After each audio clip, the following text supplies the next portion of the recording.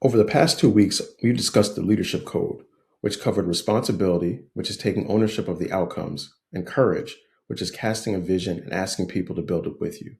This week, we're talking about discipline, because a courageous vision without disciplined execution is just a speech. And speeches don't change organizations, structures do. In your personal life, you've probably made some great plans. Remodel the kitchen, lose 10 pounds, read 12 books in a year. More often than not, those plans didn't happen when or how they were supposed to. That's discipline missing. And the same way it plays out in your personal life is the same way it plays out in the office. Discipline is not willpower. It's not grinding through to exhaustion. That kind of discipline burns people out.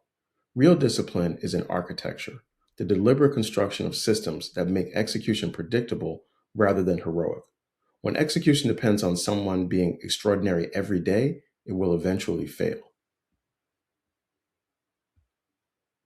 The four disciplines of execution, developed by McKenzie, Covey, and Hewling, give us this system.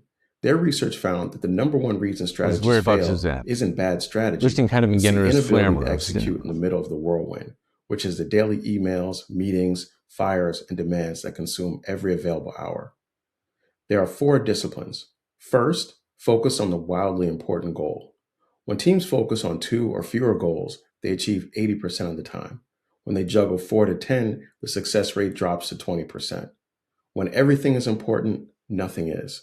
And as a leader, everything that you do has to matter. Second is to act on lead measures. Stop obsessing over what already happened. Focus the team on the behaviors they can control right now. Third, keep a compelling scoreboard. People play differently when they can see the score.